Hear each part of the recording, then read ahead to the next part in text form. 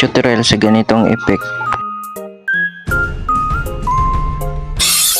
Huwag mo natin patagilin, pindutin mo na agad yung new project. Pagkatapos mong pindot sa new project, pindutin mo na agad yung ginawa mong video para ma-edit natin, para makumpleto mo na yung ganitong edit.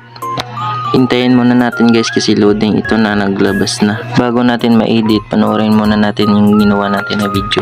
Tapos mong humanap, hanapin mo na yung gumaganito na video. Pagtapos mong humanap ng ganito na video, i-click mo na agad para mahanap mo na ako. Ay charot. Pagtapos mo kong hanapin ay este yung video pala. Pagtapos mong hanapin yung video, hanapin mo na yung overlay.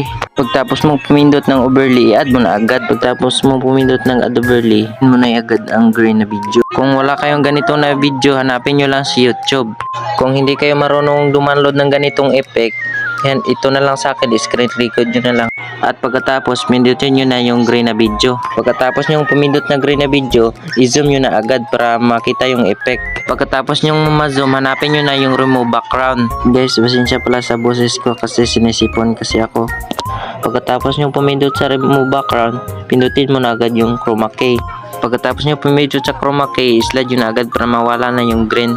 Pagkatapos mawala yung green, pindutin nyo na agad yung intensity. I-adjust pala step. Kayo na lang bahala mag-adjust. Pero kung gusto nyo sundin sa akin, sundin nyo na lang.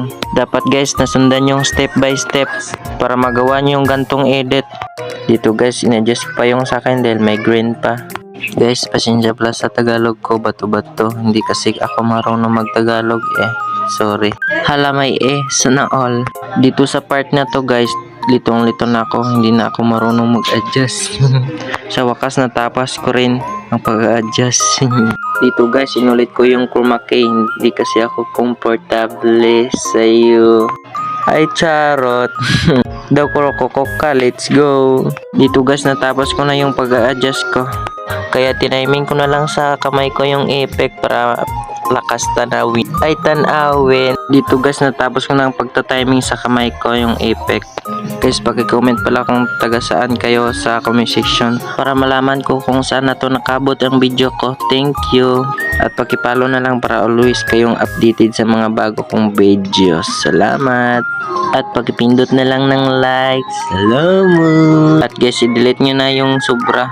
At i-delete nyo na rin guys ang CapCut na badge para angas. Bye bye. Kita na lang ta sa next vlog. At pagkatapos yung ma-edit guys, i-export nyo na. I-post ko na lang ang result guys. Bye.